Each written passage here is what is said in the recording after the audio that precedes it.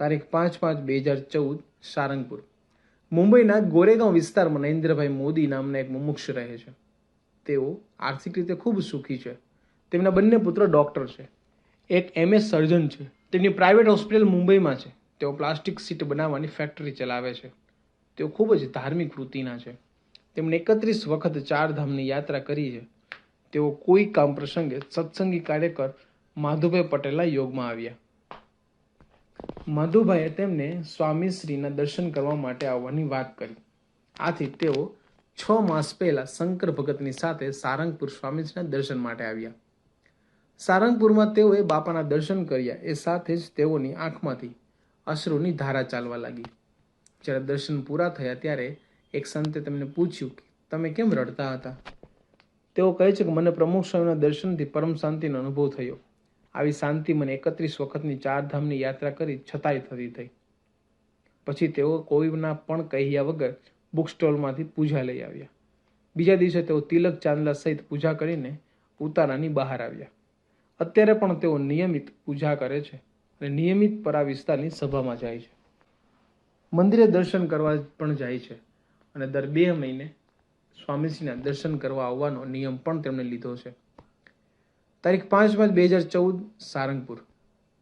વરુણભાઈ ઠક્કર, નામ બદલ્યું છે. એ મુંબઈના ચેમ્બુર વિસ્તારમાં રહે છે. તેઓ કરિયાણાની દુકાન ચલાવે છે. તેમના પરિવારમાં તેમના પત્ની અને 2 દીકરાઓ છે. થોડા મહિનાઓ પહેલા ધંધામાં ખોટ જતા 13 થી 14 લાખનું દેવું થઈ ગયું. દેવું ચૂકતે થઈ શકે તેમ હતું નહીં અને લેણદારો તરફથી હેરાનગતિ વધતી ગઈ. છેવટે કંટાળીને આત્મહત્યાના વિચારથી ઘર છોડી નીકળ્યા. સારંગપુર હનુમાનજીના આસ્થા હોવાથી છેલ્લી વાર દર્શને આવ્યા. તે તેમને જાણવા મળ્યું કે પ્રમુખ સ્વામી મહારાજ પણ બિરાજે છે, તેથી મોટા સંત છે એવું જાણી મંદિરમાં આવ્યા. સંધ્યા આરતી પછી સંતોને મળ્યા, પોતાની તકલીફ જણાવી.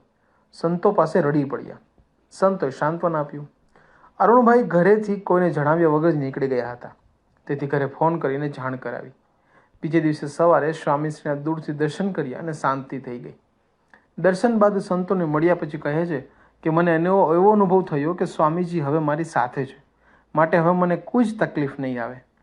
કેટલાય મહિનાઓ પછી શાંતિથી ભોજન કર્યું ને શાંતિથી સૂતા.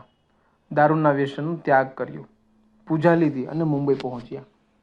ધીમે ધીમે બધા પ્રશ્નો દૂર થતા ગયા અને ન વિચાર્યું હોય ત્યાંથી પૈસાની વ્યવસ્થા થવા માંડી. મૂંઝવણ દૂર થઈ ગઈ. આખું ઘર સત્સંગી થઈ ગયું અને ઘર સભા પણ શરૂ કરી. તારીખ 5/5/2014 સારંગપુર. તેજુકાએ બિલ્ડર્સ કન્સ્ટ્રક્શન કંપનીના માલિક પ્રણવભાઈ કંપનીના લીગલ પ્રશ્નોથી ઘેરાયેલા હતા. તેઓ ખૂબ જ મૂંઝવણમાં હતા અને ઘણા પ્રયત્નો કર્યા પછી પણ તે મૂંઝવણ ટળી નહીં. છેવટે તેઓ દાદરા મંદિરે આવ્યા અને સંતોને પોતાની પરિસ્થિતિ જણાવી. સંતોએ સ્વામીશ્રીનો મહિમા કહેતા સમજાવ્યું કે પ્રમુખ સ્વામી મારા મોટા સંત છે. પ્રણવભાઈએ વિનંતી કરી કે મારી સ્વામીશ્રી સાથે એકવાર મુલાકાત કરાવી આપો, જેથી મારા પ્રશ્નો ટળે. સંતોએ જણાવ્યું કે સ્વામીશ્રી તબિયતને કારણે મને કોઈને મળતા નથી, દૂરથી જ દર્શન થશે. પ્રણવભાઈએ દર્શન માટેની તૈયારી બતાવી. અમદાવાદમાં તેઓએ લીગલ કામ માટે આવવાનું હતું. જે દિવસે અમદાવાદ સાંજે 5 વાગે મિટિંગ નક્કી કરી, તે જ દિવસે સવારે સ્વામીજીના દર્શન માટે મુંબઈથી વહેલી સવારે નીકળ્યા અને સારંગપુર બપોરે 1 વાગ્યાની આજુબાજુ પહોંચ્યા. ત્યારે તેમને સમાચાર મળ્યા કે સ્વામીશ્રીએ દર્શન આપી દીધા હતા. તેઓ નિરાશ થઈ ગયા. કોઈ સંતના માર્ગદર્શનથી સર્વસ્વમાં સ્વામીશ્રીના રૂમની બહાર બેસી 15 મિનિટ માળા ફેરવી અને અમદાવાદ ગયા. અમદાવાદ પહોંચતા જ વર્ષોથી અટવાયેલું કામનું સમાધાન આવી ગયું. બીજે દિવસે મુંબઈ પહોંચ્યા અને ત્યાં પણ એવા જ અનુભવ શરૂ થયા. જે કામ વર્ષોથી અટક્યા હતા તેનું સમાધાન મળવા માંડ્યું. દાદર મંદિરે આવીને સંતોને મળ્યા અને બધી વાત કરી કે સ્વામીના દર્શન થાય તો જ સંકલ્પ પૂરા થાય એવું નથી. હું તો ફક્ત તેમના રૂમની બહાર માથું ટેકવીને આવ્યો ને મારા પ્રશ્નોનું સમાધાન થઈ ગયું અને શાંતિ થઈ ગઈ. આ રીતે દર્શન વગર ફક્ત સ્વામીશ્રીની દિવ્ય ઉપસ્થિતિમાં પ્રાર્થના જ કરવાથી વર્ષો જૂના કામ પૂરા થયા અને તેઓને શાંતિ થઈ.